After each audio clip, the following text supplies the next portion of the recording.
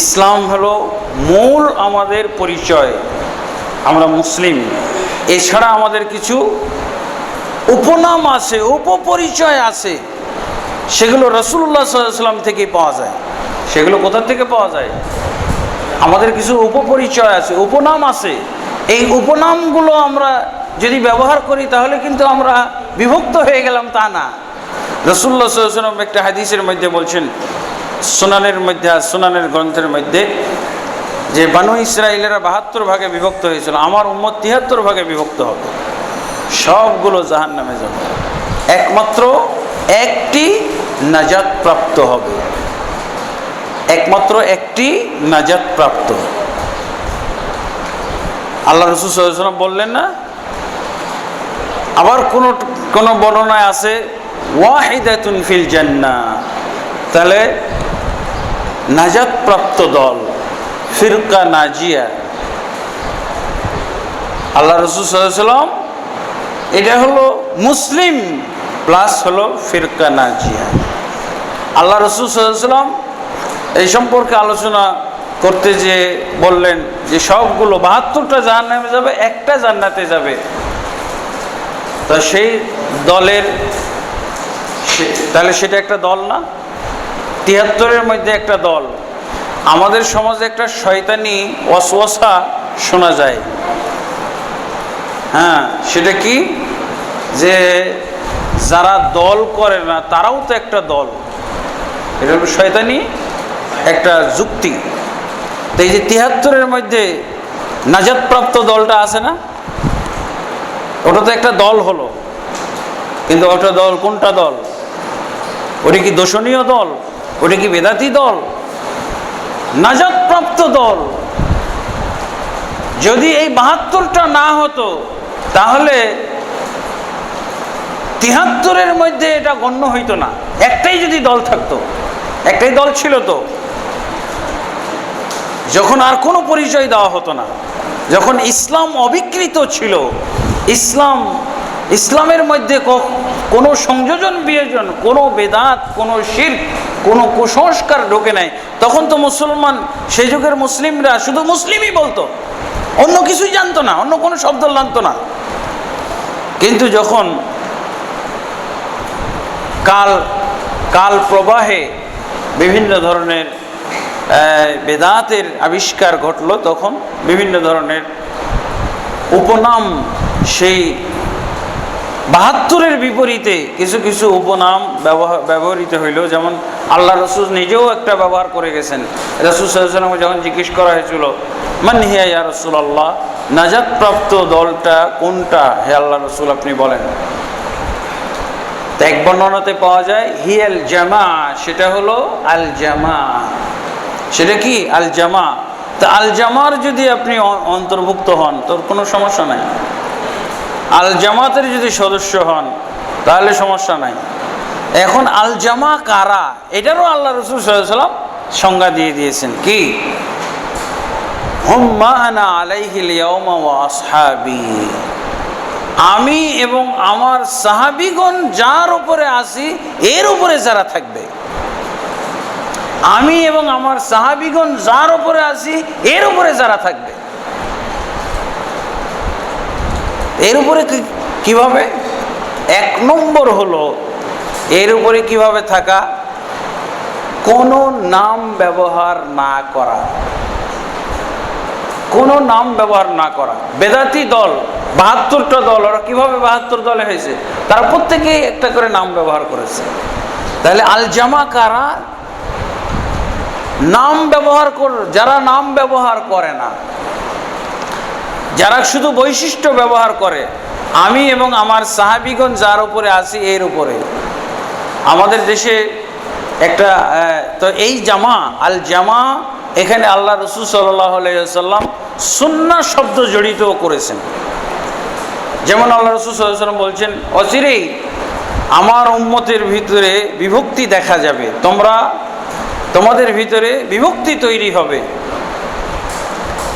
এরপরে আল্লাহ রাসূল সাল্লাল্লাহু আলাইহি ওয়াসাল্লাম এই বিভক্তির যুগে বাঁচার পথ বলে দিয়েছিলেন, আলাইকুম বিসুন্নতি ওয়া সুন্নাতিল খুলাফায়ে রাশিদিন, তোমরা আমার সুন্নতকে আঁকড়ে ধরবে এবং খুলাফায়ে রাশিদিনের সুন্নতকে আঁকড়ে ধরবে, তবেই তোমরা নাজাত প্রাপ্ত হয়ে যাবে। তাহলে এই বিভক্তি দলাদলি তোমাদের কোনো ক্ষতি করতে পারবে না, তোমাদেরকে কোনো ভুল পথে ভেজালে নিয়ে যেতে পারবে না, বেদাতের পথে নিয়ে যেতে পারবে না। এই জন্য যেহেতু আল্লাহ রসুল নিজেই বলছেন, সুনানের গ্রন্থে হাদিসটি এসেছে, তোমরা আমার সুন্নতকে আঁকড়ে ধরো এবং আমার খোলাফায়ে রাশিদিনের সুন্নতকে আঁকড়ে ধরো। তো তাহলে কি করতে হবে? আল জামা। ইবনে আব্বাস রাদিয়াল্লাহু আনহু বলছেন, হুম আহলুস সুন্নাহ ওয়াল জামা, এরাই হলো আহলুস সুন্নাহ ওয়াল জামা। তো আহলুস সুন্নাহ ওয়াল জামা বলতে এবার আরেকটা পার্থক্য আছে। আহলুস সুন্নাহ ওয়াল জামা এছাড়াও আরো কতগুলো নাম আছে আল জামা। তাহলে কি হাদিসের ভাষায় আমরা কয়েকটা নাম পাচ্ছি, আল জামা, আহলুস সুন্নাহ, আহলুস সুন্নাহ ওয়াল জামা, এগুলো সব দলিলের মাধ্যমে পাওয়া যায়। এছাড়া আরো কিছু পাওয়া যায়, আত-তায়েফ আল মানসুরা, আল্লাহ রাসূল সাল্লাল্লাহু আলাইহি ওয়াসাল্লাম বলছেন না, আত-তায়েফ আল মানসুরা, আত-তায়েফ আল মানসুরা। একটা হাদিস পড়েছিলাম মুসলিম শরীফের, যে আমার উম্মতের একটা অংশ, একটা ভাগ, তারা কিয়ামত কাল পর্যন্ত হকের উপরে প্রতিষ্ঠিত থাকবে। ইবনে মাসউদ রাদিয়াল্লাহু আনহু আল জামার সংজ্ঞা দিতে যে বলছেন, হুম আহলুল হাক্কি অথবা মা ওয়াফাকাল হাক্কা ওয়ালাউ কুনতা ওয়াহদাকা, এটা হলো হকের দল যদিও তুমি সংখ্যায় একজন হও। আমর ইবনে মাইমুনকে লক্ষ্য করে বলেছিলেন ইবনে আব্বাস, আমর ইবনে মাইমুন একজন বিখ্যাত তাবঈ, তাকে লক্ষ্য করে বলেছিলেন যে মা ওয়াফাকাল হাক্কা, নাজাত প্রাপ্ত জামাত হলো যারা হকের অনুকূল চলে, হকের অনুকূলে যারা জীবনযাপন করে, ওয়ালাউ কুনতা ওয়াহদাকা, যদিও তোমার সংখ্যা একজন হয়। আর আল্লাহ রাসূল সাল্লাল্লাহু আলাইহি ওয়াসাল্লাম কি বলছেন, লা তাযালু তায়েফাতুম মিন উম্মতি মানসুরিনা আলাল হক, আমার উম্মতের একটা দল সর্বদা হকের উপরে কায়েম থাকবে, প্রতিষ্ঠিত থাকবে। লা ইয়াযুররুহুম মান খালাফাহুম ওয়ালা মান খাযালাহুম, তাদের বিরোধিতা করে, তাদের অসহযোগিতা করে কেউ তাদের ক্ষতি করতে পারবে না। হ্যাঁ, এই কিয়ামত কাল পর্যন্ত তারা প্রতিষ্ঠিত থাকবে হকের উপরে। তাহলে হকপন্থীদের দল যদিও সংখ্যায় একজনও হয়, সংখ্যায় একজন হয়। আচ্ছা, এরপরে তাহলে তায়েফা মানসুরা, আরেকটা আছে as-সালাফ, পরবর্তী। আচ্ছা, এই যে যারা আল্লাহ রাসূল সাল্লাল্লাহু আলাইহি ওয়াসাল্লাম বলেছেন, কি বলে, খোলাফায়ে রাশিদিন, রাসূল সাল্লাল্লাহু আলাইহি ওয়াসাল্লামের সাহাবীগণ যার উপরে আছে, এর উপরে যারা থাকবে, তো এর উপরে থাকতে যে দেখা যায় যে যারা এদের সাথে চলতে চায়, তাহলে তখন তারা নাম দিয়ে থাকে কি সালাফ। আমরা সালাফদের অনুসরণ করব, আমরা অন্য কারো অনুসরণ করব না, সালাফদের। এই জন্য তাদের নাম আছে কি সালাফ বা আতবাউস সালাফ, সালাফিউন। তারপর এগুলো তাদের উপনাম, পরবর্তীর উপনাম, আহলুল হাদিস, আহলুল আসার ইত্যাদি, এগুলো তাদের উপনাম। এইগুলো ঐক্যের দল হইতে পারে যদি এইগুলোর আগে পিছে কোনো শব্দ যোগ না করা যায়। যেমন আমাদের বাংলাদেশে মাযহাবের বিপরীত যারা আহলুল হাদিস আছে, তাদের ক্ষেত্রেও দেখা যায় যে ওই একই নিয়ম, কোনো শব্দ যোগ করা যাবে না। আহলুল হাদিস, এই আহলুল হাদিস শব্দের আগে পিছে কোনো শব্দ যদি যোগ না করে, তো আহলুল হাদিসরা এক থাকবে। আহলুস সুন্নাহরা যদি আগে পিছে কোনো শব্দ যোগ না করে, যেমন জমিয়ত আহলুস সুন্নাহ, তাহরিক আহলুস সুন্নাহ ওয়াল জামাআহ, এমনিভাবে আহলুল হাদিস, জমিয়তে আহলুল হাদিস, তাহরিক আহলুল হাদিস, আন্দোলন আহলে হাদিস, যুবসংঘ আহলে হাদিস, এগুলো যদি শব্দ সংযোজন না করে তাহলে এই নামেও ঐক্যবদ্ধ থাকবে। বেদাতীদের বিপরীতে এই শব্দগুলো এসেছে। বেদাতির জন্ম নিয়েছে, যেমন আহলুর রায় যখন জন্ম নিয়েছিল তখন আহলুল হাদিস পরিভাষাটা ব্যবহার করা হয়েছে তাদের থেকে নিজেদেরকে ছাঁটাই করার জন্য। যখন বেদাত খারেজি এবং রাফিজি বেদাত তৈরি হলো তখন তাদের বিপরীতে আহলুস সুন্নাহ শব্দ ব্যবহার হয়েছে তাদের থেকে আলাদা করার জন্য। কিন্তু কী করতে হবে, তাদের থেকে যেই শব্দ এসেছে এই শব্দের ইলতিজাম করতে হবে। আপনার পক্ষ থেকে নতুন কোনো শব্দ সংযোজন করতে পারবেন না। জমিয়ত আহলুল হাদিস অথবা আন্দোলন আহলে হাদিস অথবা গোরাবা আহলে হাদিস অথবা জামাত আহলে হাদিস ইত্যাদি ইত্যাদি শব্দ যদি সংযোজন না করেন তাহলে আহলে হাদিস নাম নিয়েও আপনি ঐক্যবদ্ধ থাকবেন। বোঝা গেছে? যদি শব্দ যোগ করেন তাহলে এগুলো বেদাতি দল হয়ে যাবে। কারণ শব্দ যত যোগ করবেন তত দল বাড়বে আর তত বিভক্তি তৈরি হবে, তাই না? এটা একটা সূত্র যে শব্দ সংযোজন করা যাবে না।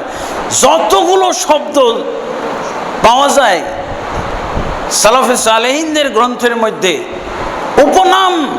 উপনাম ব্যবহার করা হয়েছে, এগুলো কোনোটাতেই শব্দ সংযোজন করা যাবে না, আগেও না পরেও না। তাহলে ঐক্যবদ্ধ থাকবে, আহলে হাদিসরা ঐক্যবদ্ধ থাকবে, সালাফিরাও ঐক্যবদ্ধ থাকবে, কোনো দলাদলি হবে না। আরেকটা সূত্র হলো যে এই যে সালাফ আহলুল হাদিস যারা পরিচয় দিয়েছে তারা কি করে, তারা একজন লোকেরই শুধুমাত্র যদি কি হয়, গোড়া ভক্ত হয়, সে কি? নবী মুহাম্মদ রাসূলুল্লাহ। আপনি যেই নামই পরিচয় দেন, সালাফি নাম পরিচয় দেন, আপনি আহলুস সুন্নাহ নাম পরিচয়, কিন্তু আপনি ভক্ত কার? মুহাম্মদ রাসূলুল্লাহ। আমি অন্য নাম ব্যবহার করবেন না, অমুক সাহেব অমুক বড় হুজুরের ভক্ত না। আপনি এই দলগুলো করে ঐক্যবদ্ধ থাকবেন যদি ভক্ত আপনি রাসূলুল্লাহর থাকেন। কিন্তু আপনি অমুক পীর সাহেবের ভক্ত, অমুক বড় হুজুরের ভক্ত, অমুক ডক্টর সাহেবের ভক্ত না। তাআসসুব পরিচয় দিতে হবে, অনুসারী হইতে হবে রাসূলুল্লাহ সাল্লাল্লাহু আলাইহি ওয়াসাল্লাম। তাকলিদ করা যাবে না। এই সমস্ত আপনি পরিচয় দেন, এই সব দল তৈরি করেছেন, পরিচয় দেন, কিন্তু আপনি তাকলিদ করবেন শুধুমাত্র রাসূলুল্লাহ সাল্লাল্লাহু আলাইহি ওয়াসাল্লামের তাকলিদ করেন তাহলে এগুলোর দলীয় কোনো মর্যাদা থাকবে না। ভাই না, আমি কোনো মৌলভী সাহেবের না, কোনো মুফতি সাহেবের না, আমি শুধুমাত্র রাসূলের তাকলিদ করি। আমি এই ব্যক্তিগুলোর নাম চিনি না, ব্যক্তির নাম মুখস্থ করতে চাই না, কোনো মুফতি কোনো ডক্টর মুহাদ্দিসের নাম আমি মুখস্থ করতে চাই না। আমি একমাত্র রাসূলুল্লাহ সাল্লাল্লাহু আলাইহি ওয়াসাল্লামের দলিল মুখস্থ করব। তাহলে এই সমস্ত দেখেন, সালাফিরা কখনোই রাসূল ব্যতীত আর কারো তারা গোড়া অনুসরণ করতেন না। রাসূল সাল্লাল্লাহু আলাইহি ওয়াসাল্লাম ছাড়া আর কাউকে তারা মানতেন না, কোনো ইমাম না, কোনো মুজতাহিদ না। এমনকি 4 জন ইমাম একই কথা বলে গেছেন যে তোমরা আমার তাকলিদ করো না, অমুকের তাকলিদ করো না, অমুকের তাকলিদ করো না, কোরআন এবং হাদিস অনুসরণ করো। হ্যাঁ, তাই এই সমস্ত নামের তো যাই হোক। আরেকটা বিষয় ছিল যে একটা হলো ফিরকা। হ্যাঁ, ইনশাআল্লাহ তাহলে সূত্রগুলোর বাকি অংশটা আমরা পরবর্তী মিটিংয়ে আলোচনা করব। আজকের মতো যেহেতু সময় শেষ হয়ে আসছে, সামনে প্রশ্নোত্তর পর্ব আছে, আজকের মতো এখানেই আমরা আলোচনার সমাপ্তি টানতেছি। সেটা